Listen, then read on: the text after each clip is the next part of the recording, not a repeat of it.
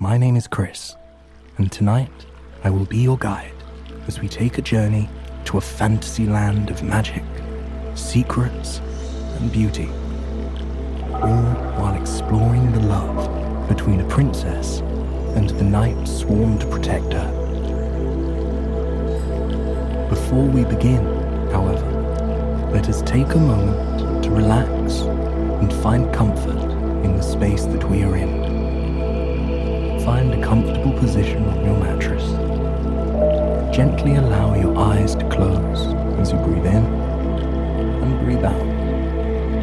There are no obligations in this moment. There is no to-do list, no expectations. Here and now, you have time to simply breathe, to simply be as you are meant to be. With your eyes closed and your body sinking comfortably into the mattress, imagine a crackling fire. Allow your mind to wander as it explores what this fire looks like. Perhaps it is a fire tucked back into a cozy fireplace, dancing over logs carefully brought in from the nearby woods. Or perhaps instead, it is a fire deep in the forest, nestled at the edge of your campsite. Maybe that fire is swaying over logs and branches that you've collected nearby. Perhaps that fire is tickling the edges of a cast iron skillet where you cooked a meal under the stars only moments ago. Whatever this fire looks like, you can make it your own. Take a breath and imagine the scene around that fire, really allowing yourself to sink into the moment. Can you feel the cool grass underneath your fingertips? Maybe, instead, you feel a plush couch and the soothing weight of a warm, knitted blanket draped over your shoulders. Feel the warmth of that fire.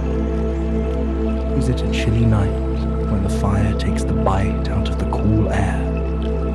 Or are you warm and cozy in your house, with snow falling just beyond the frosted window panes? Wherever you are, allow yourself to settle in.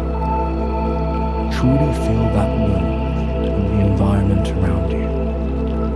Hear the fire as it crackles and sways. Crackles and sways. Crackles and sways. Crackles and sways. When you breathe in, try and picture that fire growing larger and larger. When you hold your breath, imagine the fire swaying side to side, side to side, side to side, side to side. When you exhale, watch as the fire ripples with your breath, shrinking and shrinking. As you breathe this way, you'll notice the rhythm of your breathing and the power that it truly holds. Breathe in for 1, 2, 3, 4, 5. Hold for 1, 2, 3, 4, 5, 6. And exhale for 1, 2, 3, 4, 5. Watch the fire grow and grow and grow. Watch it ripple, ripple, ripple, ripple. And watch it shrink, shrink, shrink, shrink. As you breathe this way, you'll see the rhythm of your breathing and the power that it truly holds. Breathe in for 1, 2, 3, 4, 5. Hold for 1, 2, 3, 4, 5, 6.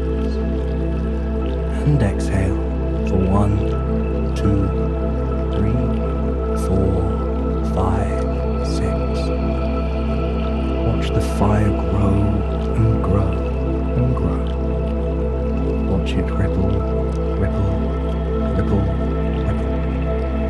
And watch it shrink, shrink, shrink, shrink. As you breathe this way, you'll see the rhythm of your breathing and the power that it truly holds. Breathe in for 1, 2, 3, 4, 5. Hold for 1, 2, 3, 4, 5, 6. And exhale for 1, 2, 3, 4, 5, 6.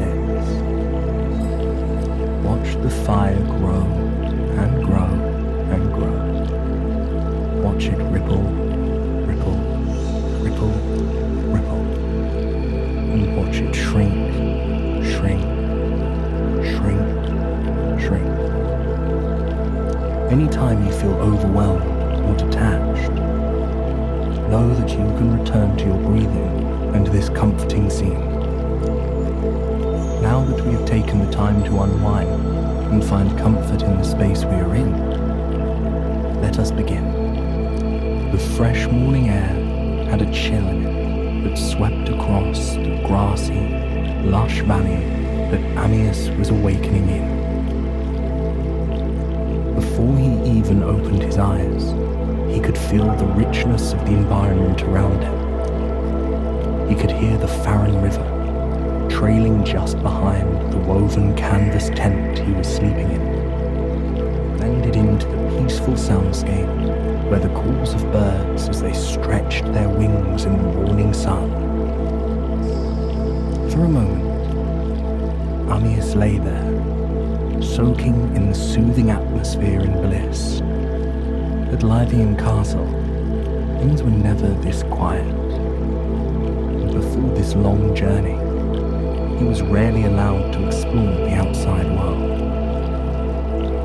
He had been born a knight, and even more importantly, he had been born a member of the Lightwood family. The Lightwood family that had existed for hundreds of years for one purpose, and one purpose only: to protect the royal family at all costs. As a young boy, he was trained to do just that. And now, as a young man, he held that obligation near and dear to his heart. And that loyalty, that devotion to protecting the royal family, had led him to this tent by this winding river, with the beautiful woman sleeping soundly beside him. He glanced over at Astaria as subtly as he could. The princess was sound asleep, her head canted in his direction on a small stack of hay that served as a pillow. For a moment, Amyas felt as if he couldn't breathe. Astaria looked so beautiful, so peaceful. Her hands were neatly tucked underneath her chin, her body coiled into a tight, comfortable ball.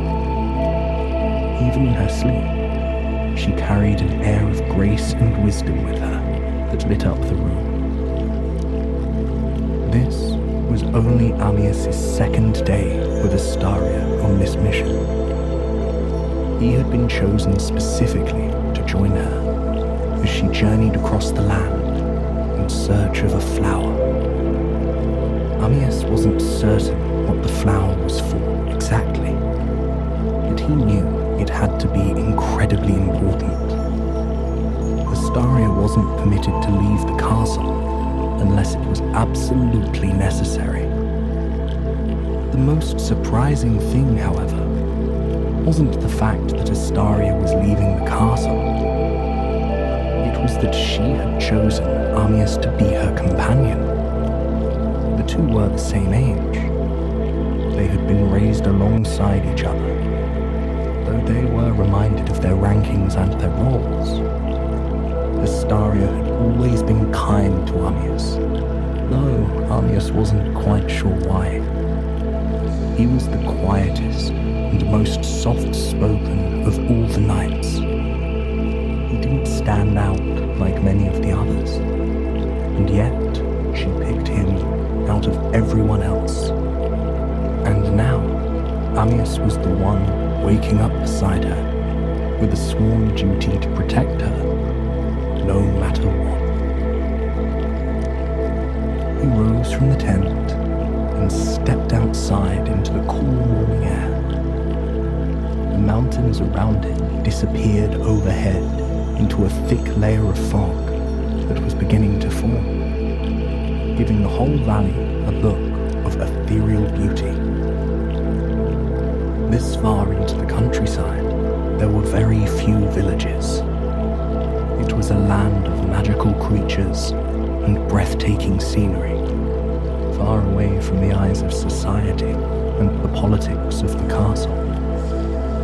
For the first time in his life, Ammius was feeling what true freedom was. He wandered through the misty air toward the river with a lightness in his heart. It was a lazily moving river, winding aimlessly over a mosaic of colourful river rocks. There were neither rivers nor streams around the castle where he and Astaria had grown up, so the sound alone was enough to lull him into a state of complete and utter serenity. He slipped off his worn leather boots and took a step into the river. The cool water was refreshing and rejuvenating in a way that only nature can be. He closed his eyes, relishing in the gentle current of the water, the feel of the icy waves lapping against his calves, the smoothness of the rocks underneath his feet, rocks that had been worn down by this river for hundreds and hundreds and hundreds of years. Then there was a splash beside him. His eyes shot open, only to find Astaria smiling at him. A wool blanket draped loosely over her shoulders, shielding her from the morning mist. There was joy in her eyes on this particularly damp and dreary day. It was as though she had brought the sunlight with her. Something, Ammius realized, she always seemed to do, whether she realized it or not. She was barefoot in the river beside him, looking down at the river in awe. I've never actually been in a river before. Have you, Ammius? She asked. Ammius's heart skipped a beat at the sound of his name coming from her lips. In the castle, she was only permitted to address him as knight, and he was only permitted to address her as princess. He wasn't used to this familiarity, and he wasn't quite used to Astaria acting so freely. Ammius told Astaria that he had never been in a river either. Bliss seemed to radiate from Astaria at his admission. Cheerfully, she told him that it was good they were experiencing it together, after being cooped up in the castle for so long. She tiptoed deeper into the river, with a swiftness that caught Ammius off guard. Astaria moved with grace, but that wasn't always a good thing when you were in charge of looking after her. Astaria bent down to look in the water around her, her eyes glistening with the pure joy of this first experience. For a moment, all Ammius could do was gaze at her. There was a childlike energy to Astaria, a girl who had been desperate to see the world, to marvel at all of its wonders. Yet, at the same time, she was a woman with immense power and wisdom. A woman that looked completely comfortable, sitting atop a gold throne, making decisions that would alter her kingdom forever. Armias was so lost in thought, so wrapped up in admiring the enigma that was Astaria, that he didn't move fast enough to catch her before she slipped into the water. He waded to her side and plucked her out of the river. His arms coiled tightly around her, protectively holding her against his chest. "Are you all right?" he asked. But the only response he got was laughter. Astaria laughed in his arms, her chest rising and falling against his own. She wrapped her hands around the back of his neck to help steady herself. When she lifted her gaze to meet his, a warm feeling flooded Armias' body. Her green eyes were playful now, her cheeks tinged with the slightest bit of red. "It seems I got a little overzealous," she muttered, through a small smile. In his arms, her heart began to race. At first, her hands landed on his chest, on the tight muscles that resided there.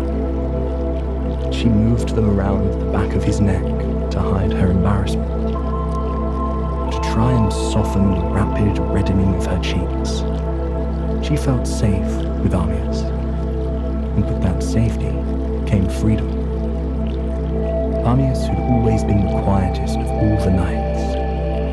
He wasn't one to shower her with compliments.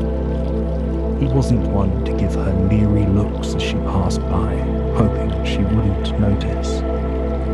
He was a man of devotion, a kind soul, and that wasn't the only reason she had picked him to come with her on this journey. Armias helped Astaria to the edge of the river. Her royal gown was dripping wet now, clinging to her shivering body. She insisted that she could continue on, that her clothes would eventually dry. But Armias knew better. "I took an oath to keep you safe, princess," he said gently, leading her back to the tent, "and I refuse to let you catch a cold out in the wilderness like this." Astaria couldn't help but smile. Armias was, indeed, a rule follower, a man who took his oath seriously, and she was thankful for that. But she was rather surprised when Armias reached into his own knitted rucksack and handed her one of his uniforms put on. When Astaria stepped out of the tent in his uniform, Armias had to shift his gaze to the ground. He had never seen the princess in anything except her royal gown, and yet here she stood, in a pair of black slacks and his black shirt, which hung loosely over her small frame. Even in such a simple uniform, she was stunning. And Astaria liked the outfit even more than Armias liked seeing her in it. It was warmer than her gown, more comfortable, and it smelled of Armias. It was the aroma of a bonfire and pine needles and fresh steaming bergamot tea. She had noticed the scent last night as they were falling asleep, and it brought her a sense of peace she didn't quite know existed. Out beyond the castle walls, Armias was permitted to wear something rather untraditional as well. And in the slivers of light peeking through the fog, he seemed to glow in it. He wore a loose, long-sleeve white shirt, which he had buttoned just below his collarbones. For the first time, Astaria was able to see a faded scar on the edge of his collarbone that travelled up the side of his cheek. No doubt, a wound he had gotten protecting her in the not-so-distant past. His dark hair fell in thick curls around his cheeks and just over his vibrant blue eyes. Most often, his expression was neutral and emotionless. However, unlike the other guards, Ammius wasn't able to hide the emotion in his eyes. Regardless of his words, regardless of the absence of a smile on his face, his eyes betrayed him, telling Astaria just how he was feeling. And in that moment, as they gazed at each other far away from the castle walls, Astaria could see the admiration and the guilt that admiration caused. She felt her chest tense with a million things she wanted to say to Ammius, comforting things, true things, but now wasn't the time. She kindly thanked Ammius for the warm, dry clothes, and they continued their journey through the beautifully untamed wilderness. Astaria took guidance from the ancient books that she held tightly against her chest at all times. Books with pages worn by age and obligation. Books that had been carried by her ancestors, many of whom were going on the same quest as she was all those years ago. Though she knew she wasn't going to find the moondrop flower today, it would be tomorrow, when they reached the waterfall, that she would finally have the flower. Most of the time, Ammius and Astaria walked in comfortable silence. Astaria would enthusiastically point out a magical creature or a stunning plant, and Ammius would politely smile and ask her questions about it. Astaria was a scholar, and it showed in her passion for understanding and appreciating the world around her. Often, Astaria would watch and admire Ammius as he walked ahead of her. She would listen to the sound of his surprisingly light footsteps, to the clink, clink, clink, clink of his sword and shield as they tinged against one another with every step he took. But today was different. About an hour into their journey, they found themselves walking up a rather steep hill. They were rising up out of the flourishing valley onto a plateau that wasn't on any of their maps. Ammius insisted on walking first, protectively shielding Astaria as they rose up over the last few feet of the incline and found themselves in the most breathtaking meadow either of them had ever seen. In the mist, the meadow looked like it had been plucked out of one of their dreams. Stretching as far as the eye could see was a sea of wildflowers. It was like a watercolor painting, a mosaic of pinks and purples and blues and greens, all vibrantly popping against the haze of an impending storm. The entire meadow seemed to glow in a kind of spiritual beauty that surpassed anything either of them had seen before. In a dreamy haze, Astaria took Ammius's hand in hers. His cheeks flushed at her touch, and, for once, he didn't bother to hide it. He gazed at her, his eyes churning with the wonder and magic of the discovery they had just made, churning with the electricity of her touch. Astaria led him into the sea of wildflowers, which brushed against their ankles, filling the misty air with an aroma unlike any other. Breathing in the air was like tasting the sweet nectar of thousands of flowers that had yet to be named. Overwhelmed and inspired, Astaria pulled Ammius down into the flourishing meadow with her. They plopped down between a bed of purple and white flowers, sinking into the soft grass as though it was the most comfortable bed on earth. The flowers seemed to tower over them, wrapping them in a floral cocoon that somehow felt like home. The weight of expectations, of their titles, of their past, it all slipped away in that instant. They were simply two equal humans, breathing in this moment together, experiencing something pure, something that didn't seem possible in the world that had war, or princesses, or knights. Astaria lightly brushed her hands over the flowers above them, tracing her fingers along their dew-drop petals. Armias watched as she did so, without bothering to hide his admiration for her.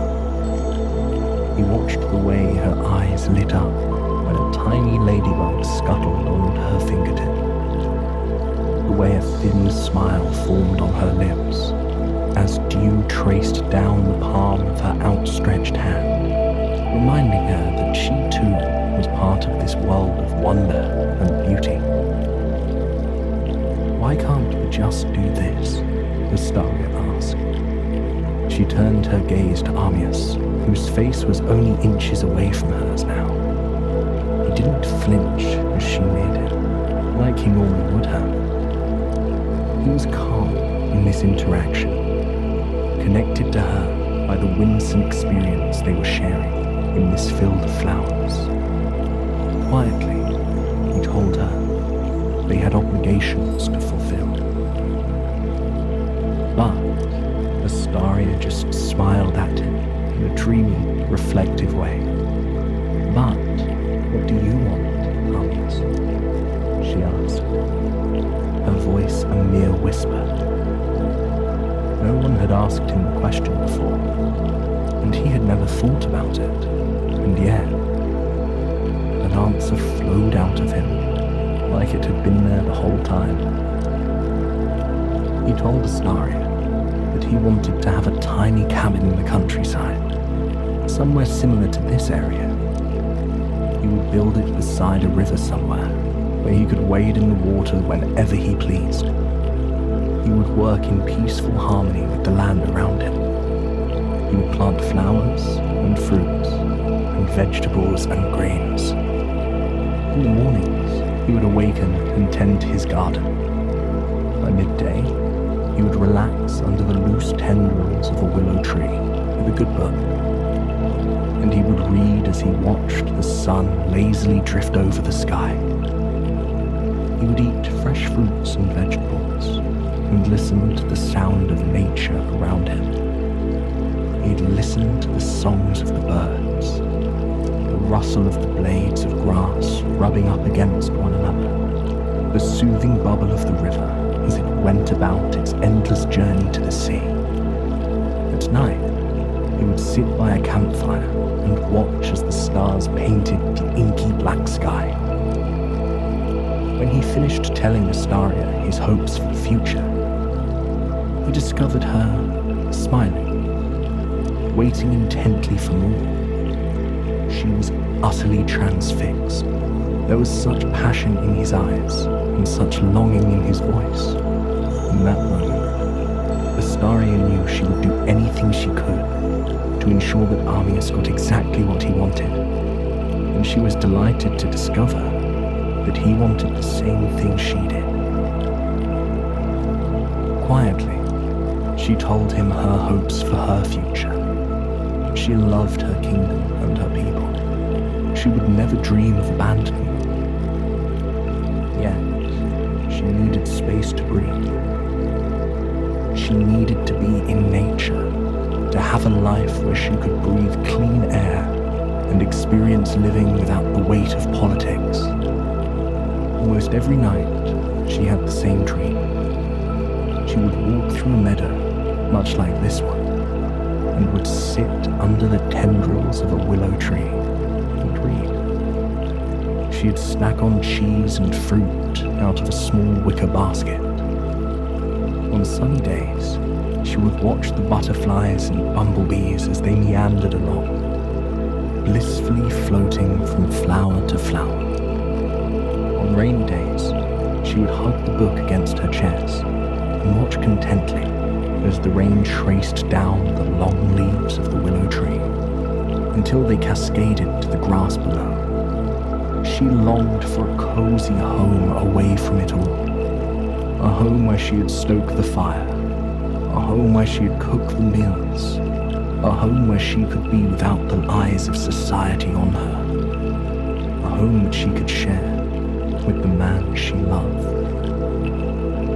As the last sentence escaped her lips, her honesty seemed to get the best of her.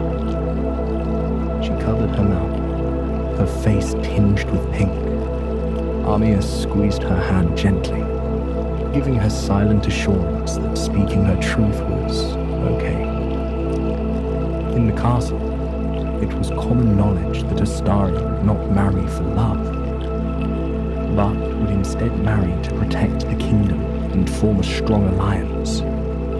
It was clear in that moment that Astaria had no intention of fulfilling those expectations. And as her gaze drifted up to meet Armias's, the look brewing in her eyes told him who she was thinking of living her life with instead.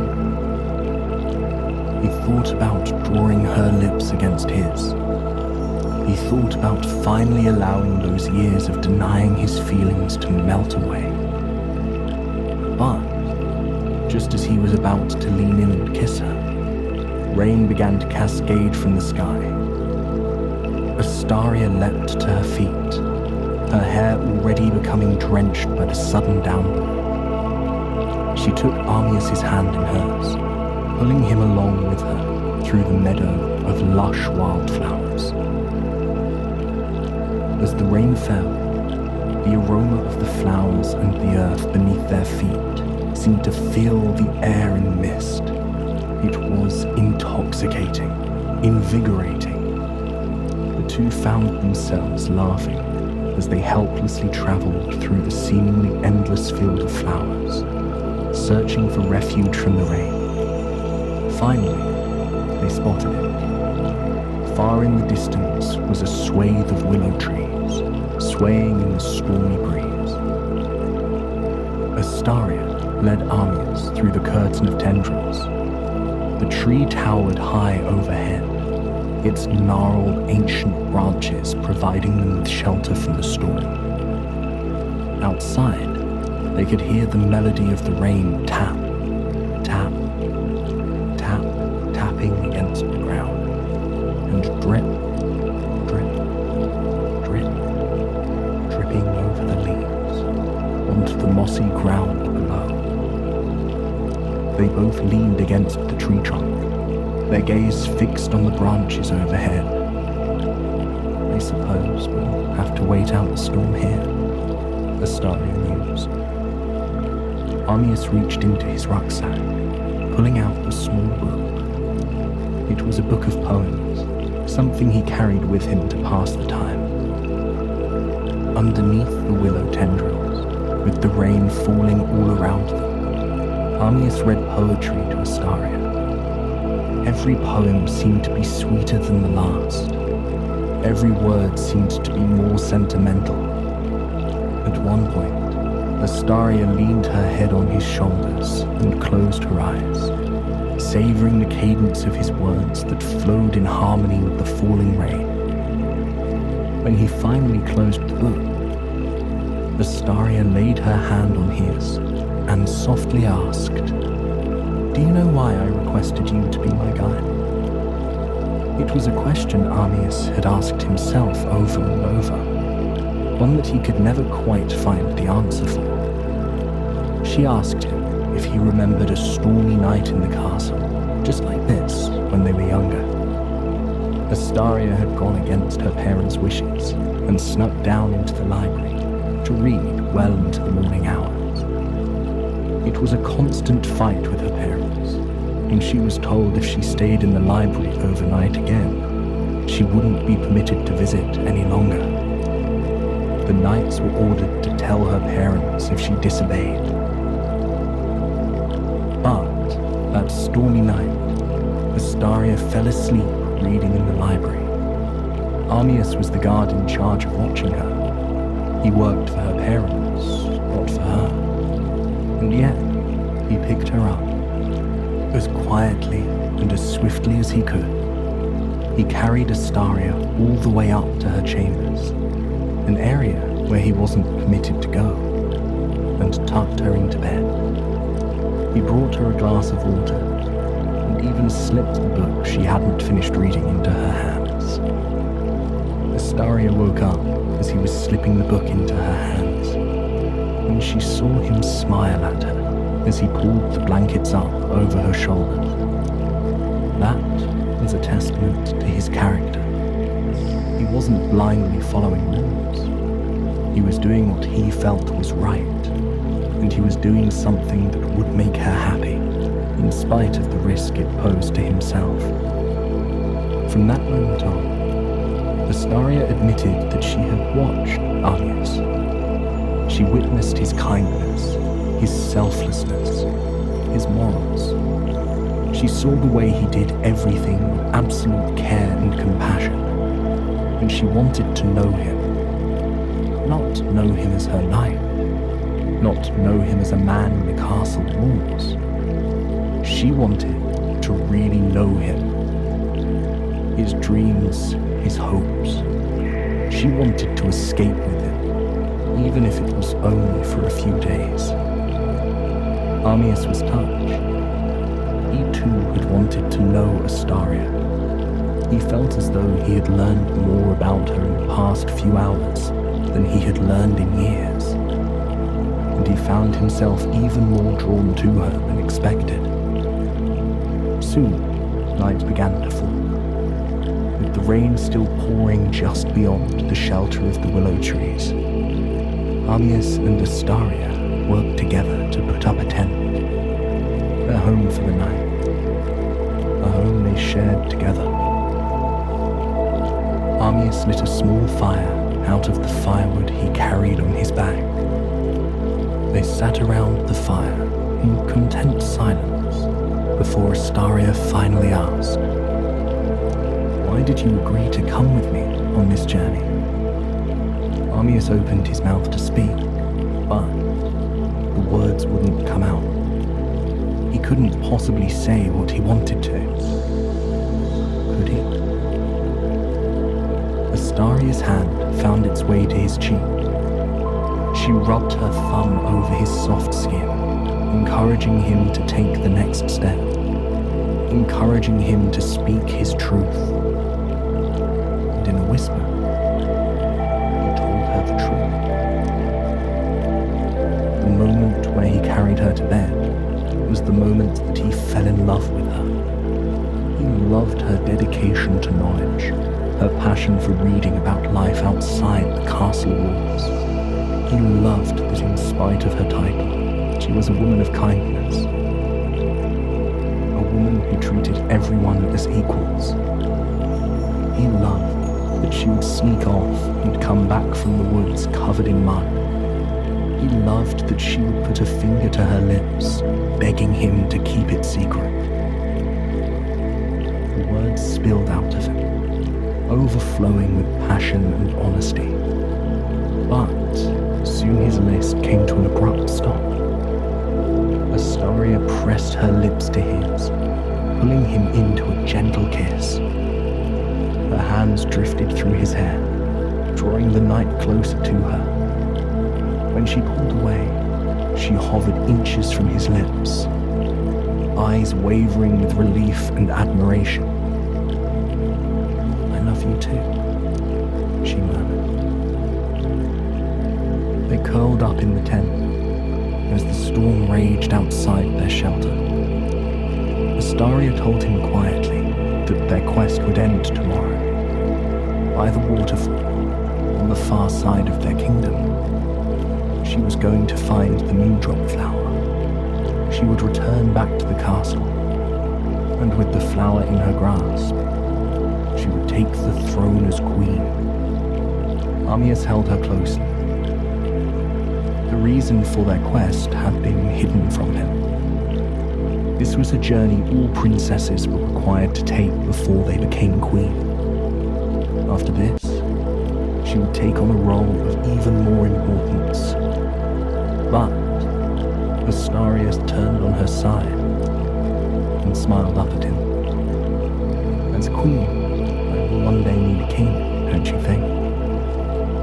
Amyas grinned, pulling Astaria closer against him. I suppose one day you will need a king. Do you think that role is fit for a knight? Astaria kissed his cheek and whispered, I believe that role would be perfect for a knight.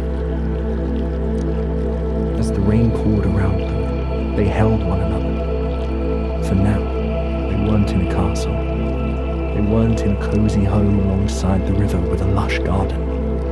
But, to be home, all they needed was each other. They fell asleep with their fingers intertwined and their hearts beating in tandem, knowing that their journey together, that the story of their love, was only just beginning. I hope you've enjoyed this sleep story and it has brought you a night of peaceful, restful sleep. Please join me again tomorrow night for another sleep story. Until then, sweet dreams.